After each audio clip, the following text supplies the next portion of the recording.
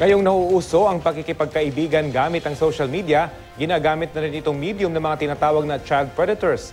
Sa isang social experiment sa Amerika, ipinakita kung gaano sila kadaling mambiktima ng mga minor de edad. Balitang hatid ni Bam Alegre.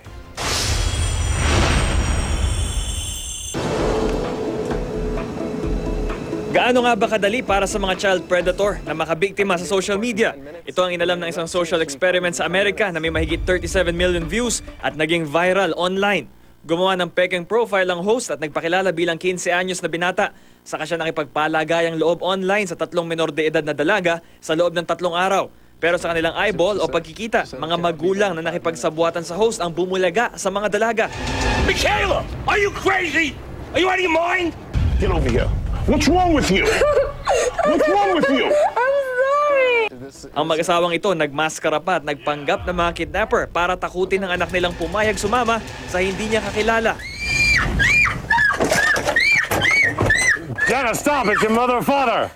Dito sa Pilipinas, 2 sa 5 pangunahing mga reklamo na may kinalaman sa cybercrime, ang online threat at ang paglabag sa Anti-Photo and Video Voyeurism Act. Paano mga paglabag na ginagawa ng mga child predator? Nitong Sabado lang, naaresto ng PNP Anti-Cybercrime Division ng lalaking ito na nagpanggap bilang photographer at inengganyo ang isang 16 anyos na dalaga na magpadala ng mga masiselang larawan.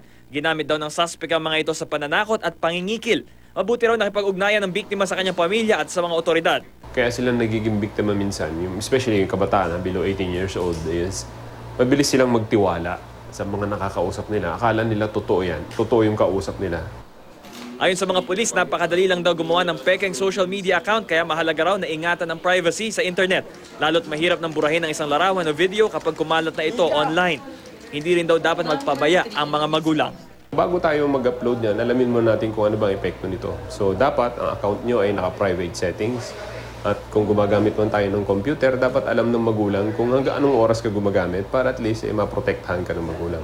So may mga insidente man na mangyayari na beyond our control. Kung sa tingin nyo ay kailangan i-report sa police, i-report nyo po kaagad ito at maimbestigan at possible na maaresto ang suspect. Bam Alegre, GMA News.